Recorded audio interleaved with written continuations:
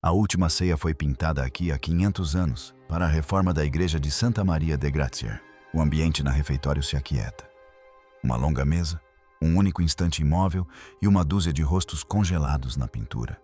Observe as mãos, as roupas e as expressões faciais de cada pessoa. Um olhar atento ajudará você a enxergar além da imagem.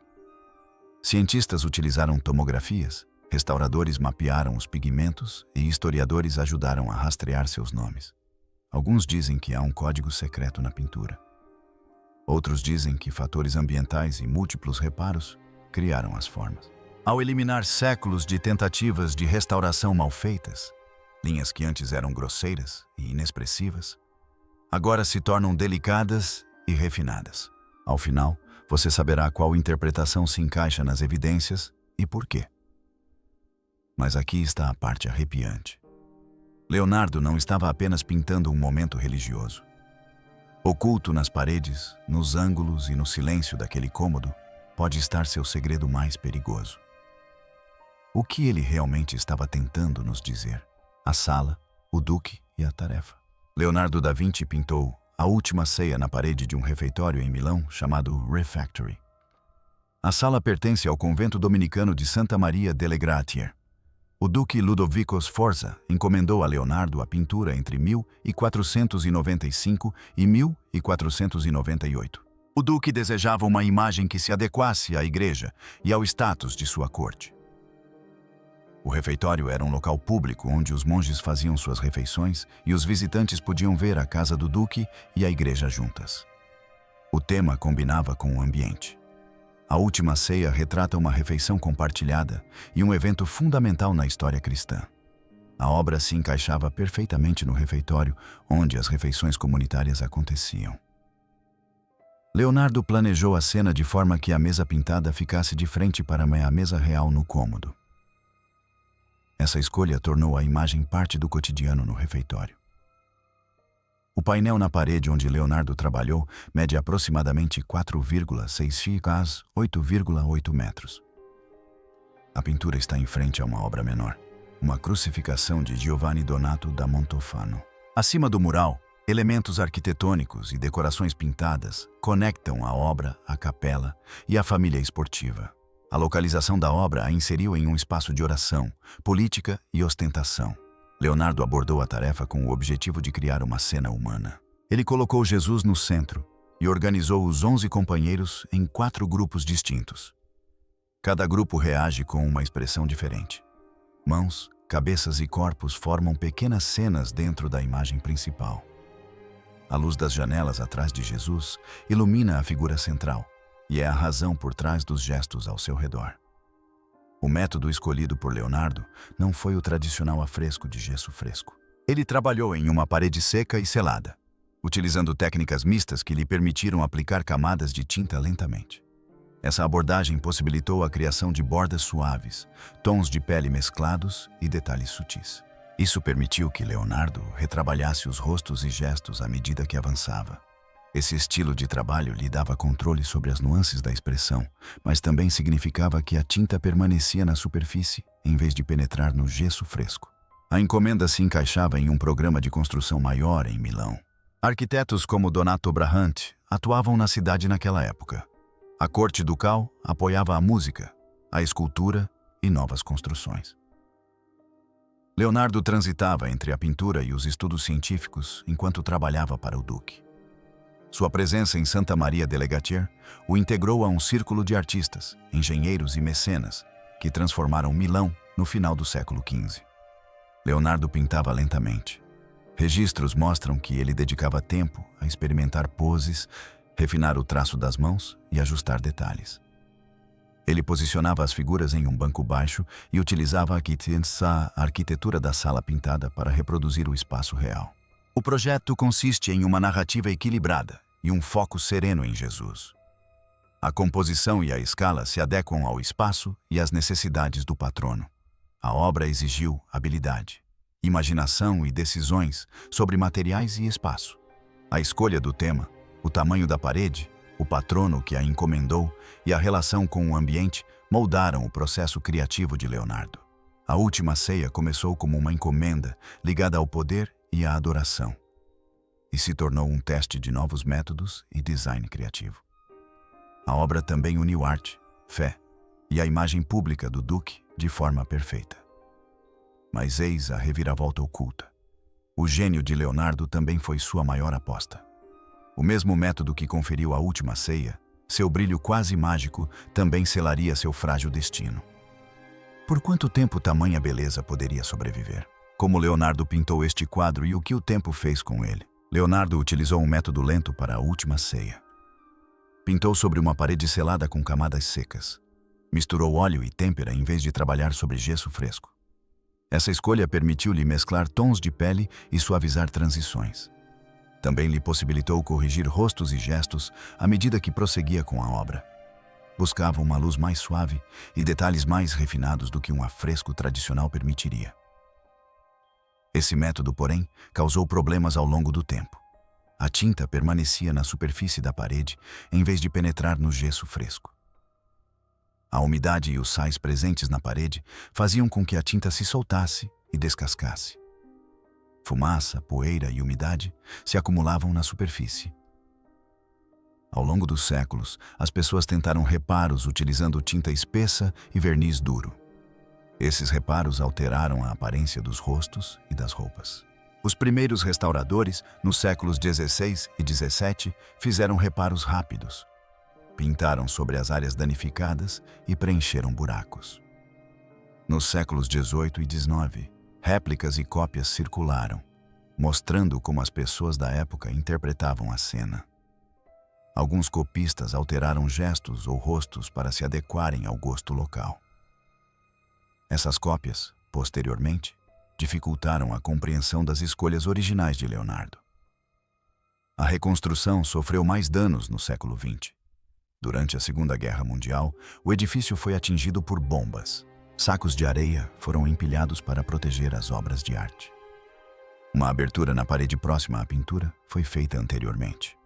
Essa abertura removeu parte da borda inferior e exigiu reparos posteriores. As tentativas de mover a pintura falharam e geraram preocupação entre os conservadores. Uma grande restauração moderna teve início sob a direção de Pim Brambilla Barcelon. A equipe trabalhou de 1978 a 1999. Eles removeram camadas de sujeira e verniz descolorido. Usaram solventes e ferramentas delicadas para levantar a tinta adicionada posteriormente por Leonardo. O objetivo era revelar a pintura original onde ela ainda existisse e estabilizar o que restasse. Ferramentas científicas guiaram o trabalho. A reflectografia infravermelha mostrou o desenho subjacente e as alterações que Leonardo fez durante o planejamento. A radiografia revelou pigmentos mais densos e preenchimentos posteriores. A luz ultravioleta mostrou onde o verniz havia sido aplicado. Testes químicos identificaram os pigmentos originais e as substâncias adicionadas posteriormente. Essas técnicas permitiram à equipe distinguir os traços originais dos retoques posteriores. A restauração gerou questionamentos. Alguns disseram que a equipe removeu material em excesso em certos pontos. Outros especialistas elogiaram o trabalho meticuloso e o uso da ciência. Os restauradores identificaram as falhas onde a tinta havia se perdido e as corrigiram de forma criativa. Essas decisões permitem que os visitantes agora vejam a pintura original e a reconstrução cuidadosa. Após a restauração, o sítio recebeu nova proteção. Foi instalado um sistema de controle climático no refratário para reduzir as oscilações de umidade. O acesso foi limitado a pequenos grupos para reduzir o calor e o dióxido de carbono provenientes dos visitantes. A igreja e as autoridades estabeleceram regras rigorosas para manter a parede segura e retardar sua deterioração. Um estudo técnico também mostrou como Leonardo mudava de ideia enquanto trabalhava. Imagens infravermelhas revelam pentimenti, ou alterações desenhadas, onde ele reposicionava cabeças ou braços. Essas marcas comprovam que Leonardo retrabalhou as poses e ajustou as composições. Em alguns lugares, as linhas do desenho subjacente. A pintura não corresponde à superfície original, porque, posteriormente, áreas perdidas foram repintadas. A obra que vemos hoje carrega vestígios de Leonardo e de séculos de alterações. Os materiais que ele escolheu permitiram um trabalho detalhado, mas tornaram a superfície frágil. Reparos, ameaças de guerra e opções de restauração foram todos incorporados ao projeto original. O estudo científico ajuda a separar algumas camadas e mostra como a pintura mudou ao longo do tempo. Mas além das pinceladas e dos séculos de restauração, reside um enigma mais profundo: as pessoas na cena. Quem são exatamente essas figuras que cercam Jesus?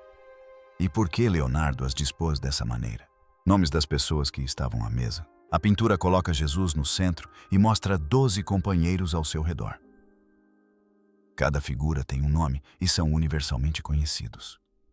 Da esquerda para a direita, a lista usual é Bartolomeu, Tiago Menor e André. O grupo seguinte mostra o escarlate de Judas, Simão Pedro e João. Jesus está sentado sob uma janela iluminada. À sua direita estão Tomé, Tiago Maior e Filipe. No extremo direito, sentam-se Mateus, Judas Tadeu e Simão, o Zelote. Bartolomeu está de pé perto da borda da mesa, com o corpo virado para o centro. Tiago Menor está sentado, tenso e com os olhos arregalados. André recua, com as mãos erguidas. Esses três atuam como um grupo de testemunhas assustadas. O escaravelho de Judas permanece na sombra no grupo seguinte. Ele se inclina para trás e segura uma pequena bolsa em diversas representações. Sua postura é fechada em comparação com Pedro, que se inclina para uma frente com uma pequena faca visível em sua mão direita. John aparece ao lado de Pedro, com um rosto jovem e suave. Leonardo frequentemente pintava jovens com traços delicados e cabelos longos, o que explica a aparência de John aqui. Jesus permanece sentado imóvel no centro. A janela atrás dele projeta uma luz que emoldura seu rosto. Suas mãos pairam perto do pão e do cálice sobre a mesa. A posição de Jesus e a luminosidade da abertura atrás dele o tornam o ponto focal da cena. À direita de Jesus, Tomé levanta um dedo e parece apontar para algo. Tiago Maior cobre a boca com as duas mãos. Filipe inclina-se para a frente com as palmas abertas, buscando uma resposta. Esses gestos demonstram incredulidade misturada com uma exigência de clareza. No extremo direito, Mateus se volta para Judas Tadeu como se estivesse falando. Judas olha para Jesus com a testa franzida. Simão, o Zelote, segura a barba e escuta. Os três formam um grupo que se move de uma conversa ao fundo para o centro. Leonardo agrupou os 12 em 4 trios. Cada trio funciona como uma pequena cena que adiciona ritmo ao conjunto. Cabeças e mãos criam linhas que direcionam a atenção ao redor da mesa. A mesa se torna um palco onde pequenas ações carregam o momento principal. Para confirmar os nomes, os estudiosos usam muitos sinais. Eles analisam as posições das mãos, para onde os olhos apontam e quais gestos correspondem às passagens dos evangelhos. Também comparam cópias e pinturas relacionadas para encontrar padrões repetidos. Pintores do Círculo de Leonardo, frequentemente chamados de Leonardeschi, copiaram o desenho. Seguidores notáveis incluem Geietrino, Andrea Solario e Marco Dojono. Essas cópias preservam poses e rostos que ajudam os estudiosos a determinar quais partes são de Leonardo. Uma cópia bem conhecida, a Ceia de Tongerlo, mostra muitas das mesmas poses. Esse painel ajuda a revelar o trabalho de estúdio e pequenas alterações na forma. Ao comparar detalhes entre a parede de Milão e as cópias de oficina, os especialistas constroem um mapa de quais gestos e tipos de rosto pertencem ao plano original. O rosto suave de João chama a atenção porque Leonardo usou traços delicados para figuras masculinas jovens em outras obras. Esse detalhe de estilo explica por que João difere de Pedro e Judas. Cada nome na parede relaciona uma pose pintada à tradição dos evangelhos ou a melhorias posteriores, dando aos estudiosos a base para nomear as figuras. Mas, apesar de todo o estudo minucioso, um detalhe continuava a suscitar rumores muito além do mundo da arte. Se Leonardo realmente se referia a João, por que tantos acreditavam no contrário? A afirmação que não cessava. Havia essa ideia que chamava a atenção. Alguns escritores e pesquisadores afirmaram que a figura à direita de Jesus era Maria Madalena e não João. Essa afirmação ganhou força depois que Dan Brown escreveu um romance que colocou a ideia no centro da trama. O livro nomeou a figura como Maria e mencionou linhagens sanguíneas e familiares secretas. A história fez com que as pessoas olhassem para a pintura de uma maneira diferente. Os historiadores da arte responderam com fatos. Eles apontaram para o estilo que Leonardo da Vinci usava para retratar jovens homens. João frequentemente aparece com traços suaves na arte renascentista. Essa escolha vinha da tradição e da maneira como os artistas representavam os rostos.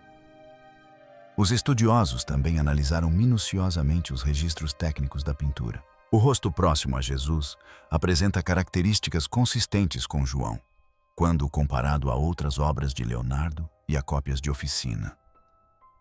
Essa correspondência sugere que a figura representa João. Outro ponto surgiu do trabalho de conservação. A pintura perdeu muita tinta e algumas linhas visíveis são resultado de reparos posteriores. Quando um detalhe sobrevive apenas em uma repintura posterior, não pode ser interpretado como a intenção original de Leonardo. O desenho subjacente e as fotos científicas ajudam a direcionar a discussão. Quando especialistas comparam imagens infravermelhas e camadas de tinta posteriores, o peso das evidências apoia João. O livro e os filmes posteriores alimentaram debates sérios. Turistas e escritores buscavam indícios e uma história que trouxesse novas informações. Programas de televisão e vídeos online usaram reconhecimento de padrões e truques visuais para associar a figura a Maria. Eles usaram pequenas semelhanças no formato do rosto ou no cabelo para sugerir um gênero diferente. Para muitos espectadores, a imagem se encaixava na história que desejavam. Acadêmicos apontaram alguns motivos pelos quais a ideia de Maria falha como prova. Primeiramente, Leonardo utilizou modelos masculinos jovens e rostos estilizados para representar certos apóstolos. Em segundo lugar, cópias de oficinas do Círculo de Leonardo colocam a mesma figura como João de maneiras quase idênticas. Em terceiro lugar, a ciência da imagem encontrou um desenho original subjacente que corresponde a João como um discípulo do sexo masculino. Essas linhas de evidência reduziram a probabilidade de Leonardo ter pintado Maria em vez de João. As pessoas abordaram essa questão de maneiras diferentes. Algumas basearam sua compreensão em teorias da conspiração, enquanto outras raciocinaram com base em fatos. Essa divisão fez da pintura um palco para dois tipos de histórias. Um lado se baseia em estudos cuidadosos e resultados de laboratório. O outro lado se baseia na leitura de padrões e no fascínio popular. O romance e a mídia mantiveram a alegação viva, e novos vídeos adicionaram camadas de teoria sobre casamentos secretos e histórias da igreja revisadas. Alguns autores encontraram textos mais antigos ou estranhas alegações medievais para apoiar a história. Outros apontaram para obras de arte mais antigas usadas por razões simbólicas. A lacuna entre um thriller literário e a história da arte manteve a história viva. Em suma, a ideia de Maria Madalena passou de uma pequena teoria para uma narrativa de grande repercussão. Especialistas reagiram com métodos e nomes, citando cópias de estúdio, fotos técnicas e relatórios de conservação.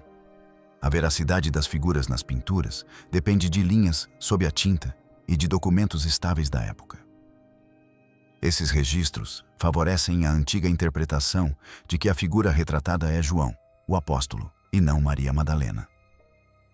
Mas se os registros antigos pareciam encerrar o caso, as novas ferramentas ameaçavam reabri-lo. E se a tecnologia pudesse perscrutar séculos de tinta e descobrir algo que os especialistas não perceberam? O que a IA fez exatamente desta vez? Uma equipe alimentou um programa de aprendizado de máquina com fotos de alta resolução, refletogramas infravermelhos, varreduras multiespectrais e mapas de raios-x. O programa estudou formatos de rosto, posições das mãos, pinceladas e incidência de luz. Comparou esses padrões com centenas de obras de Leonardo e seu círculo. Em seguida, mapeou linhas semelhantes na parede de Milão. O software destacou formas repetidas, correspondências no desenho subjacente e ecos em cópias de estúdio. 3 marcadores claros se destacaram dos demais. O primeiro marcador é uma mudança na mandíbula da figura à direita de Jesus. O desenho subjacente em infravermelho mostra uma linha curva perto da orelha. A pintura da superfície está um pouco à frente dessa curva. O programa comparou essa linha curva com a mesma forma em uma cópia de Gampatrino e no painel de Tongerlo. A correspondência aparece nas camadas originais, não apenas em repinturas posteriores. O segundo marcador é uma mão perto de Judas. O desenho subjacente mostrava uma pegada compacta na borda da mesa. A pintura da superfície mostra dedos mais longos. O programa encontrou dedos mais longos repetidos em 4 obras de Leonardo da Vinci. Essa repetição vincula o gesto a uma repintura e a uma mudança deliberada de pose. O terceiro marcador é uma tênue linha de esboço atrás de Jesus. A luz visível a trata como uma sombra. O infravermelho mostra um traço de esboço nítido. A máquina empilhou camadas e encontrou as curvas do traço em um leve arco em uma cópia solar. O arco emoldura uma pequena área onde a luz da janela se estreita. Os 3 marcadores se alinham em uma única linha visual, desde o queixo do discípulo, passando por Jesus, até a mão próxima a Judas. Observe em conjunto. Os 3 marcadores formam um eixo forte. O programa mapeou onde Leonardo desenhou, apagou e redesenhou esse eixo. A linha do queixo se move, a mão muda de posição, o arco do esboço se altera. Esses movimentos são registrados no desenho subjacente e nos testes de pigmento originais da restauração moderna. O padrão não é disperso. Ele guia o olhar ao longo da mesa e através das figuras. O programa também analisou a geometria facial, mediu o ângulo da sobrancelha, a inclinação do queixo e o formato das bochechas, comparando-os com um banco de dados de retratos do final do século XV. Mary Greenway, cineasta e pintor, é fascinado por encontrar novas maneiras de ver obras clássicas como A Última Ceia, uma pintura mural do século XV que representa a última ceia de Jesus, conforme descrita no Evangelho. Nesse teste, os discípulos se encaixaram nos modelos masculinos usados por Leonardo para jovens seguidores em outras obras. Uma leve curvatura no queixo coincidiu com algumas cópias de oficina com rostos mais suaves, o que gerou um sinal misto no programa. Essa mistura demonstra ambiguidade intencional, mais do que erro. Em seguida, o sistema comparou os mapas de pigmentos da restauração de 1978 com a de 1999, liderada por Pim Brambilla Barcelona. Nos casos em que os testes mostraram pigmento original sob a pintura posterior, a alteração da mandíbula e o arco de esboço estavam presentes nas camadas originais. Quando um detalhe se baseia apenas na pintura posterior, o programa o classificou como secundário. A máquina tratou a pintura original e o desenho subjacente como evidências primárias. O resultado combinado transmite uma mensagem em camadas. Leonardo desenhou um rosto masculino e, em seguida, moveu essa linha. Ele alterou uma mão e adicionou um arco atrás de Jesus. Seu estúdio replicou essas alterações em cópias. Reparos posteriores preencheram as lacunas, mas traços originais e vestígios de repintura permaneceram visíveis. A máquina conectou esses traços em diferentes camadas e trabalhou, oferecendo uma única linha visual clara. Essa linha liga o discípulo a Jesus e a Judas pela posição e por gestos repetidos. Ela sugere um plano deliberado, no qual a pose e o toque guiam a atenção ao longo de um percurso definido pela cena. O programa classificou o alinhamento como intencional e realizado no início da fase de planejamento. Ele identificou as marcas principais no desenho subjacente e em testes de pigmentos que datam da época de Leonardo. A máquina encontrou um eixo coerente entre o desenho subjacente, o pigmento original e as cópias de estúdio, que liga o queixo, a mão e um arco de esboço em uma única composição planejada. O eixo cruza Leonardo e sua oficina. O programa rotulou esse eixo como uma declaração visual planejada, incorporada ao esquema da pintura. Esse eixo influencia a forma como interpretamos a cena. A leitura proposta pelo programa enfatiza a relação e a sequência. Ele mostra escolhas de pose e luz destinadas a atrair o olhar do espectador. O que o eixo sinaliza é a identidade tátil, a direção e a ordenação dos gestos. A pintura que vemos hoje é uma mistura da mão de Leonardo, reparos posteriores e ecos do estúdio. A IA pode apontar formas e padrões. Como todos sabemos, a resposta final depende de desenhos subjacentes, mapas de pigmentos e estudos minuciosos por especialistas. Por hoje é só. Para mais histórias interessantes, clique no nosso próximo vídeo. Não se esqueça de curtir, comentar e se inscrever no nosso canal. Você também pode compartilhar este vídeo com seus amigos e familiares. Obrigado por assistir até o final. Até mais.